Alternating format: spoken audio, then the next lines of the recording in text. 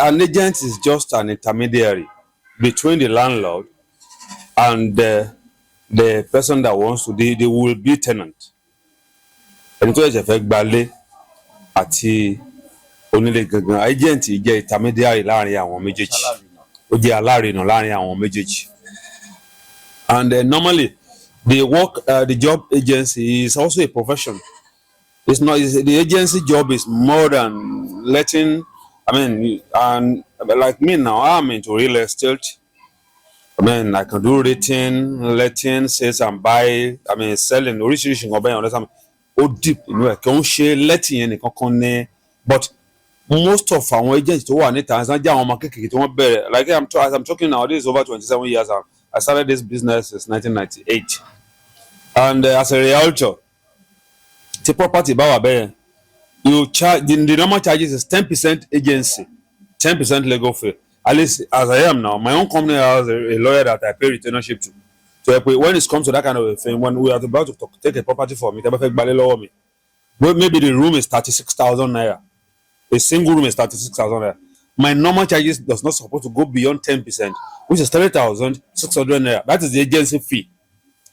Then, if it happens that agent if it is not my direct client means somebody who come to me directly seeking for accommodation. But if it's through another, because a tree cannot make a forest, it's on that bullshit.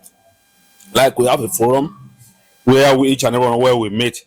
Now, if an agent charges more than 10% on a property, that is fraud.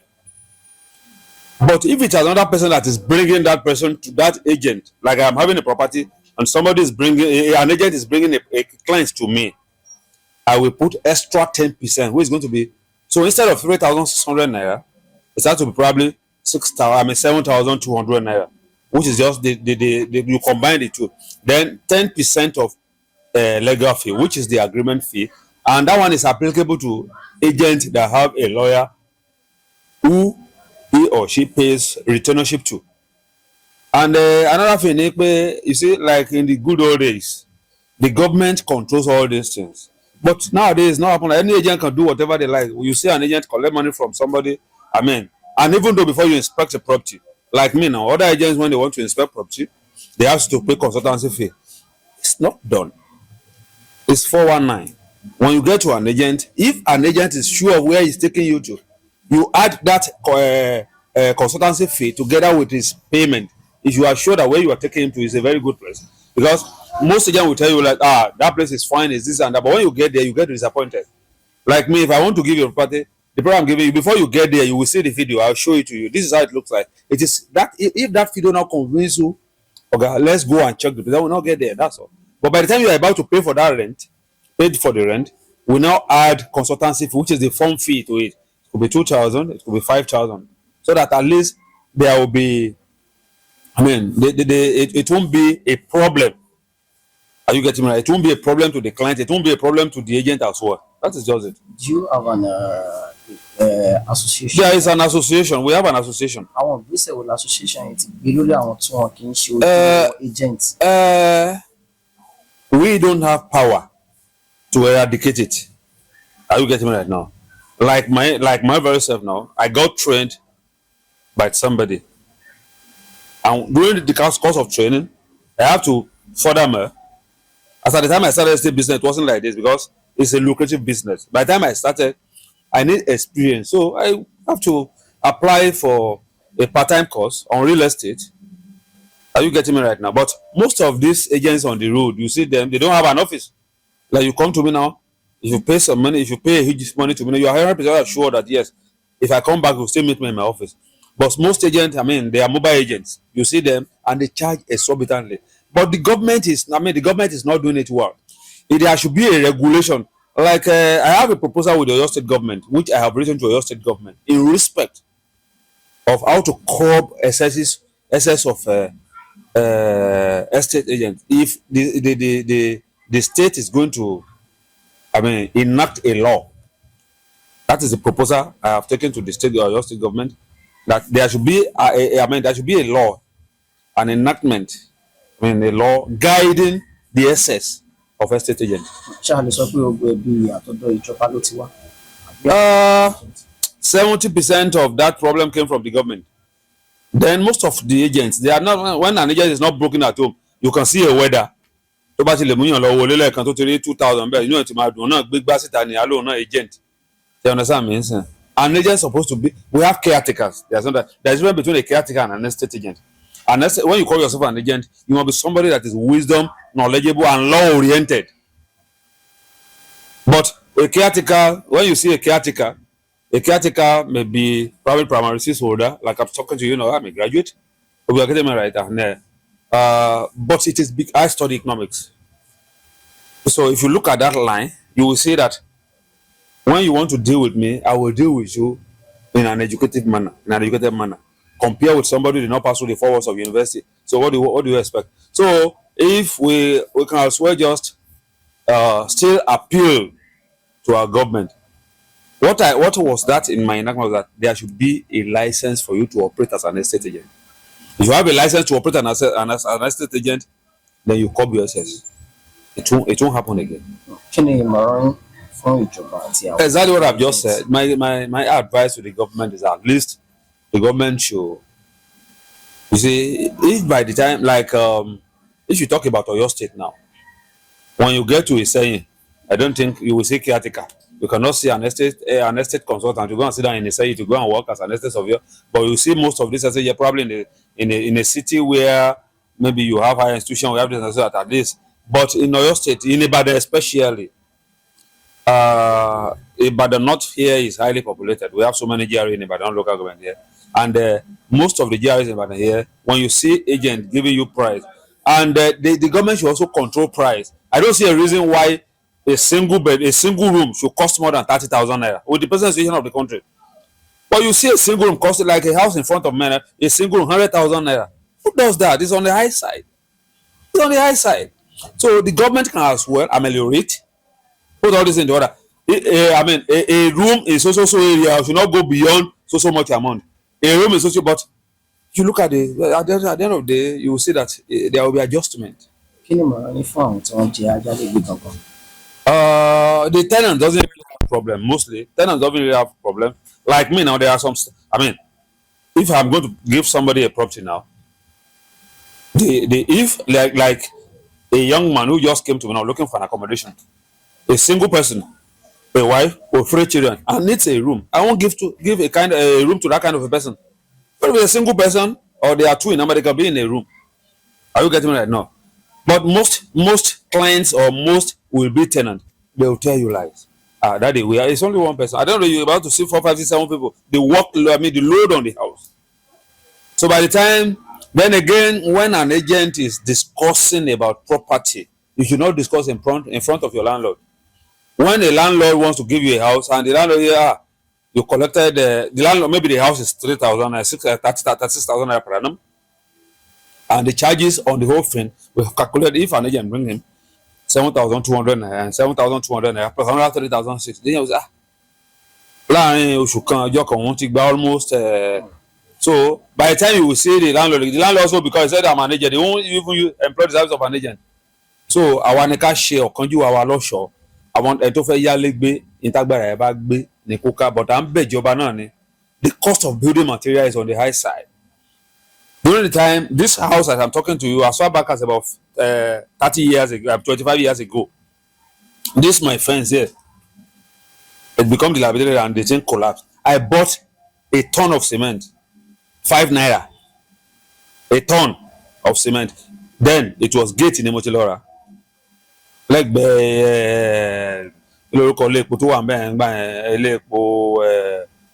after this there is one unit, there is one unit petrol missing, but there is no a ton of cement, 5,000 naira, 505 naira, a ton, 20 pieces. So now this time a bag of cement is 11,200 naira. Like tissue transport, but those houses are just of reason you can on a good day, I spent close to about 150,000 naira. Then who bears it? Then there are other things you will say, landlord will say, tenant Loma Park is soccer way. Check Bo Leni. And internet that will soccer way, soccer way. It's not supposed to be. When you are a landlord in a house and your soccer way is filled up, it is your responsibility, because they have paid. This is just it. ẹ ṣeun gan sa ẹ jọ̀ọ́ ẹ bá mi dárúkọ yín lẹ́ẹ̀kan. Orúkọ mi ni Ọ̀túnba Fẹ́mi Ayẹni. ẹ wo cement, bag of cement now as at today is 10,200. àwọn míì ń tà ní 10,500 naira. ẹ ń gbọ́ mi báyìí. now iron sheet, roofing sheet, tẹ bá fẹ́ kan ilé 3 bedroom flat, ẹ mọ iye tó máa cost yín. ọ̀dà lẹ fẹ́ sọ ni àbí workmanship.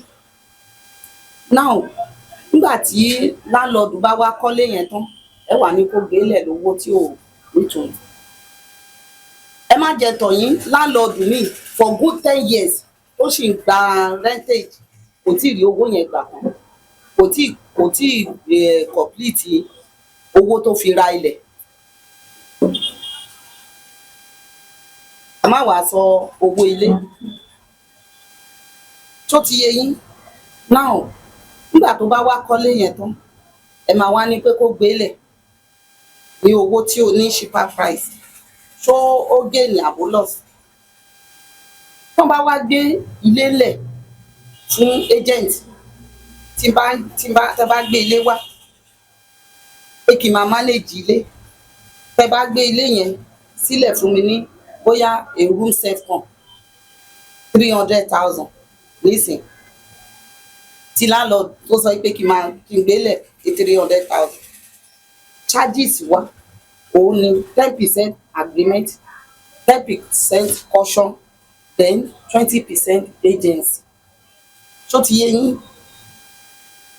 most of àwọn owó tá à ń sọ yìí, àwọn landlord fúnra wọn, kẹ́ mọ̀ pé landlord ló máa gba agreement, àwọn ló máa gba caution.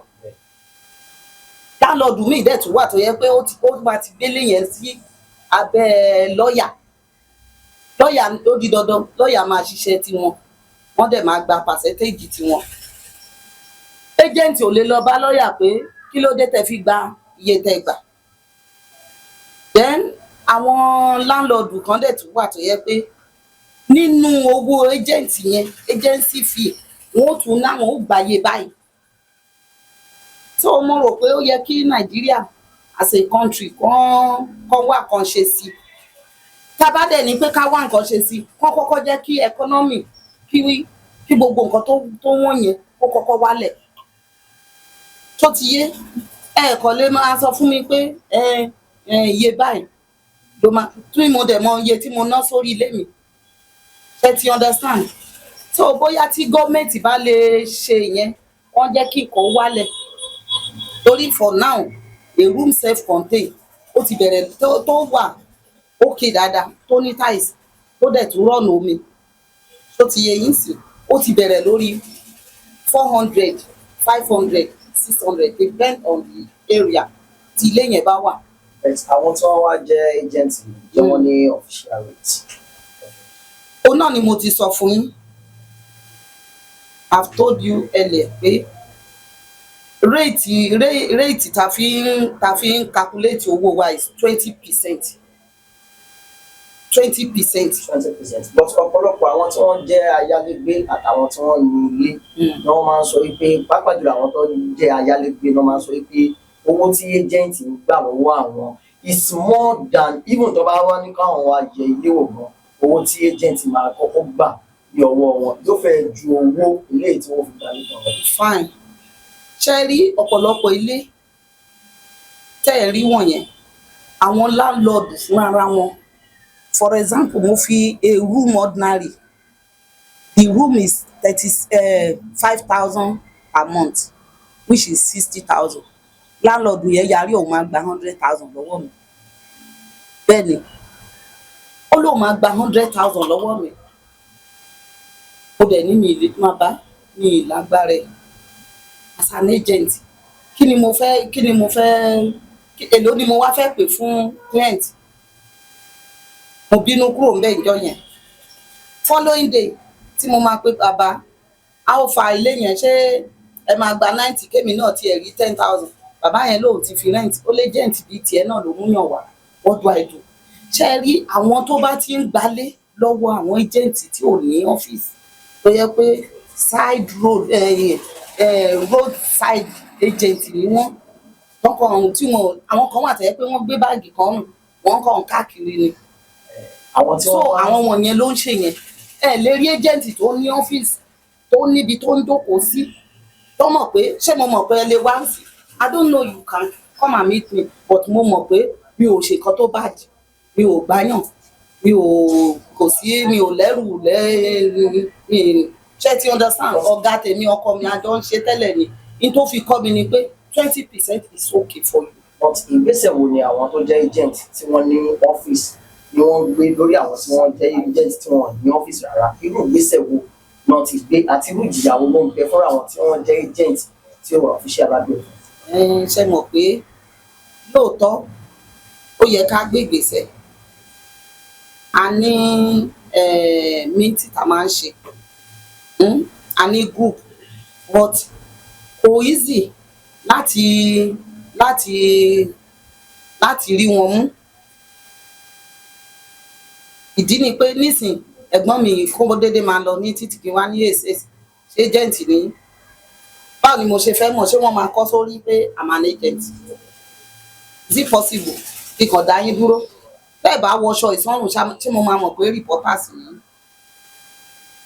so in tó ṣẹlẹ̀ ni pé àwa náà ti dá ẹgbẹ́ ńlẹ̀ àti dá gúùpù kan ńlẹ̀ nísìn àti bẹ̀rẹ̀ meeting àti kó ẹgbẹ́ jọ tó jẹ́ pé irú àwọn wọ̀nyẹn tá bá ti ń discipline kankan nínú wọn bóyá ó máa dínkù. so nǹkan tẹ̀yìn gbìyànjú láti sọ ọ́sàn pé tábánikà di ẹ̀bí lu àwọn èèyàn so àwọn tí wọ́n jẹ́ agent tí wọ́n sí tí wọ́n ní ọ́fíìsì àti ìjọba pẹ̀lú bí nǹkan ṣe wọ́n bí ó ṣe wà bẹ́ẹ̀ni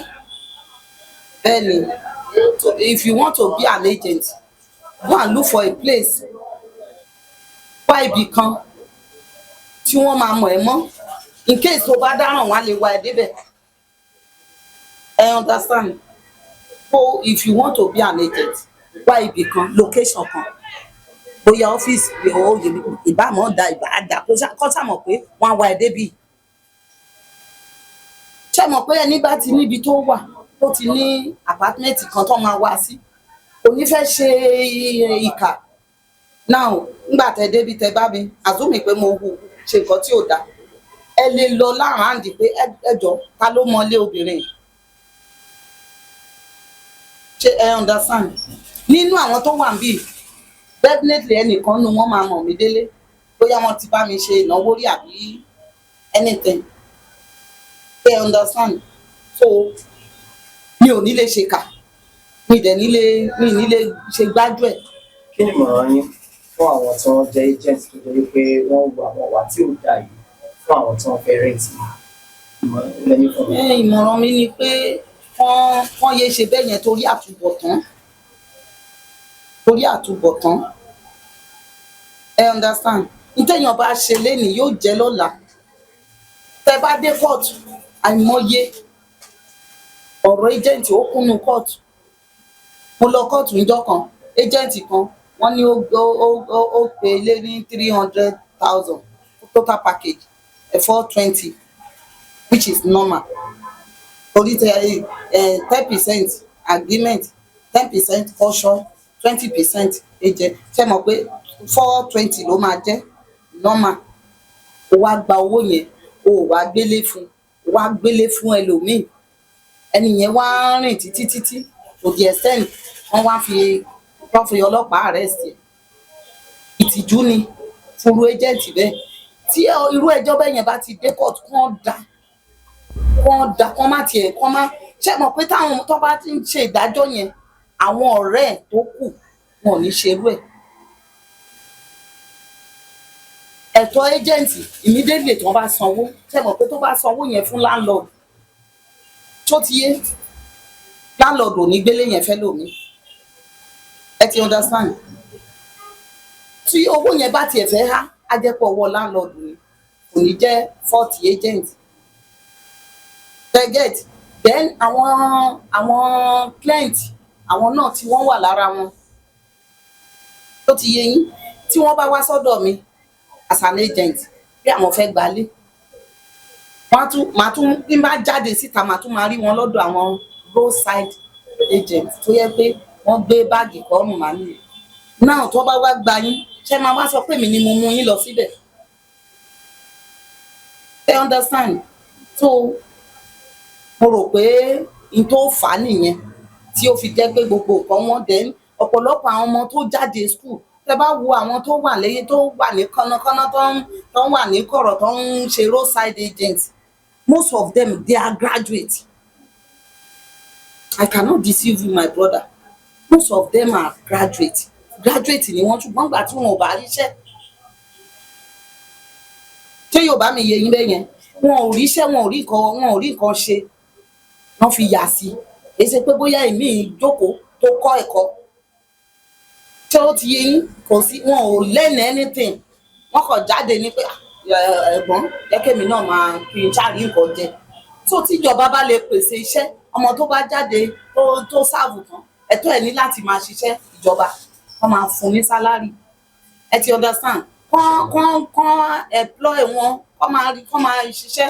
àwọn onílé míì ní sọ pé kì í ṣe àwọn míì àwọn ní mo ní ẹnìkan tó sọ pé ó ní ká máa gba owó ẹni orí ilé ó dẹ̀ sọ pé ìbáraẹni fẹ́ gbé sílẹ̀ á dẹ̀ ka owó gbà ó ní ìlérí eléyìí a ní 350,000 ó ní iṣẹ́ ti mú commission ti yá níbẹ̀ ni ó ní ẹ dá owó yẹn padà fún ẹni tó fẹ́ gbalé yẹn ó ní torí pé ẹni tó fẹ́ gbalé yẹn ó ní owó ilé yìí ó ní owó pension gbogbo ẹ̀ ló fi kọ́ tó máa fi jẹun ní kó owó yẹn fún ẹni tó fẹ́ yálé gbé kó máa fún ní oṣooṣù ó ní kó máa fún ní oṣooṣù so ó ní kó máa jẹ lówó oṣù kan tó bá jẹ lówó oṣù kan àwọn ò lè jáde lé nìyẹn o ẹ dìyẹ mẹ́yẹn ẹnìkan náà tó sí mi báyìí ló wà alẹ́ lórí lórí 400 àdèmọ́ àdèkùnfà 400 owó ní oníṣẹ́ tí mo kà ṣe commission ti yan níbẹ̀ ni ó ní ẹ̀kọ́ yẹn padà fún ó ní owó yìí òun ò lè gba kọ́bọ̀ nínú ẹ̀ kó máa gbélé lọ́fẹ̀ẹ́ ó ní ọlọ́run ló kọ fún òun gbogbo ọmọ wà ní abroad wọ́n sẹ́ni owó sóhun lè gba owó pẹ́ṣà ó dẹ̀ jẹ́ ọ̀fẹ́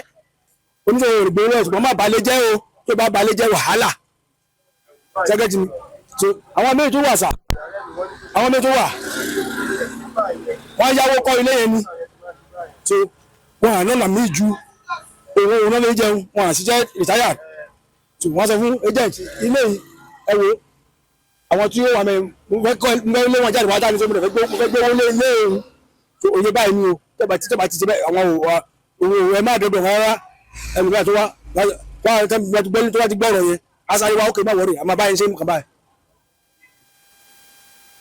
ǹjẹ́ àwọn tí wọ́n jẹ́ agent ǹjẹ́ wọ́n ní rate eléyìí tí wọ́n fẹ́ rọrùn iṣẹ́. wọ́n ní ẹni tó jẹ́ wọ́n máa pè kàn ní principal agent ní gangan ni ẹni tí onílé gbé ilé fún so ó máa bẹ́ẹ̀ wà ní Sango bẹ́ẹ̀ wà ní challenge bẹ́ẹ̀ wà ní UI anywhere tó bá wà ṣá bẹ́ẹ̀ wà ní Wo Road àti máa ń connect ara ni ilé báyìí wà ilé báyìí wà o so tó bá ti gbọ́ so àwọn yẹn sì láti owó wà ẹni tó sọ fún yẹn ó lè má lẹ́nu tó fẹ́ gbà á àwọn wálé ní bàbá ó wà máa bọ̀ so 20% ní onílé máa ń fún agent so agbélé but ẹlòmíì nínú wọn nǹkan tó sọ pé ọ̀tún àtòsí ló ní oríṣiríṣi wàhálà yẹn so agent ń sìn ìgbà tó pé òun náà máa jẹ́ tòun torí àwọn tó bọ̀ ẹ̀wọ̀n fẹ́ ká jẹ́ mọ́ ẹ̀ amújẹ kékeré àfilé lórí ẹ̀ so ẹlòmíì sọ pé písà agent ọ̀bọ̀ ló gbowó ṣáṣáṣá yẹn so àṣírí ò ní tú sí ojú onílé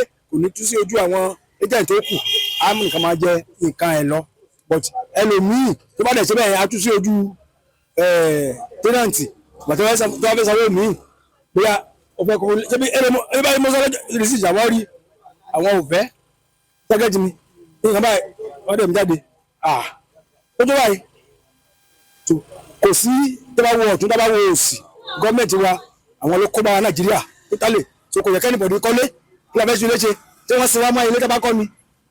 but ọ̀pọ̀lọpọ̀ àwọn tí wọ́n jẹ́ ayálégbé ọ̀pọ̀lọpọ̀ ẹlòmíì máa ń sọ pé àwọn agent ni pé owó tán kọ́kọ́ máa ń gbà gẹ́gẹ́ bí wọ́n pé ilé ti wà ń bí báyìí wà lọ wò lọ́wọ́ àwọn wọn ni ó máa ń pọ̀ gan. kò ń pọ̀ ẹ̀jẹ̀ tó bá fẹ́ wo ilé báyìí gbàgbọ́ bẹ̀rẹ̀ 500 naira ni èmi 2,000 1,000 naira lórí lọ ó bá rí 2,000 but 5,000 ó sì dé báyìí wọ́n á ní mo ní sìn bẹ́ẹ̀ mo fẹ́ lọ sí nǹkan sìn ni mi ò lè débà máa ń sìn okay wasting of my time wasting of my money mà bóyá máa rí lórí ìbílẹ̀ mi ò ní rí so bí àwọn tí bá yín ṣiṣẹ́ ó yẹ kí nǹkan kó wà pò mí ṣùgbọ́n ó mú yàn lọ ó wá mú adé ọ̀hún òdìjọ́ nígbà ni torí èmi tẹ́ wò ó máa ń ṣe èrò tí wọ́n èmi ò ń gbà lọ́wọ́ yàn tẹ́tẹ́lẹ̀ but àwọn náà ló tó kọ́yàn lórí àwọn client àwọn client tó fẹ́ yálégbé yẹn àwọn ayálégbé yẹn tó bá ti mọ́ débẹ̀ ṣé ilé tó mú wá níyì àkàdá ọ̀kadà tó fi yẹn sílẹ̀ ní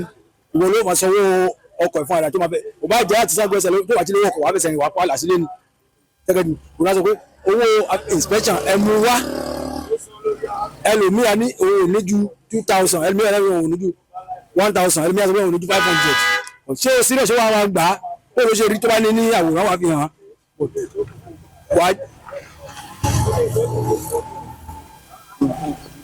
wàá ṣàlàyé bó ṣe rí fún ẹni tó fẹ́ lọ gbà pé bó ṣe rí nìyó tó tó bá débẹ̀ kó má jẹ́ pé ó máa fi ẹsẹ̀ máa lọ kí ó pé kó débẹ̀ kó tó sálọ ṣé wàá sanwó ọkọ̀ mi go com láti pé ẹ̀hán ó kè já lọ láti wá sí ẹ̀dọ́ tó máa fi ṣe bẹ́ẹ̀ yẹn. ǹjẹ́ àwọn agents tí wọ́n ní association.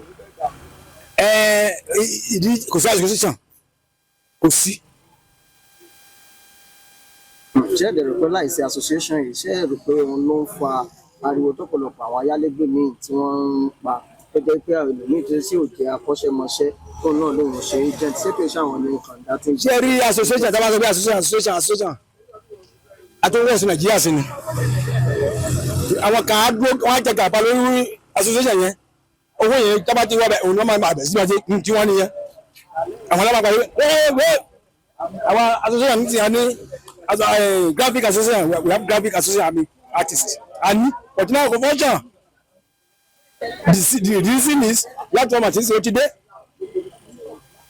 everybody ẹ̀rí tailor ẹ̀rí barber ẹ̀rí teacher ẹ̀rí àwọn ọmọ garage wọn lọ síbẹ̀ wọn lọ máa pèsè fún ara wọn kí ni àwọn aṣọ association fún. kí ni ìmọ̀ràn yín fún àwọn agents tí wọ́n jẹ́ ayálégbé. ẹni tó bá jẹ́ pé mo máa sọ fún gbogbo àwọn tó súnmọ́ mi ẹ ṣe òtítọ́ o torí mo máa ní gúrùpù tó o bá ṣe òtítọ́ ọlọ́run á dáa fún ẹ torí pé o ṣe pamọ́ ọlọ́run ṣé ó kò rí ẹ gbogbo bá ti pọ̀ tó báyìí sí àti Amẹ́ríkà àti ẹgbẹ́ ọlọ́run gbogbo wa kò sẹ́ni ọlọ́run ò rí tó ìwà ẹ àti ìṣe ẹ oníkòsówó tó máa gbà Nàìjíríà kó tó yàn án ná tìmọ́ tó bá ti ń gbá owó tó ti ń gbèrú tó ń dìlé orí ẹrù ẹlẹ́nu ọlọ́run á máa dìlé orí ẹni yẹn. ẹ ṣe ìbéèrè ìjọsìn ló bá mi dárúkọ yín àti àwọn ọmọ ìfẹsẹ̀ àti. mo ní èmi evangelist Pastor Adeniyi Eric ẹ̀jọ̀ orúkọ lè ṣe àìsàn. Ricard Art Agents. ọ̀pọ̀lọpọ̀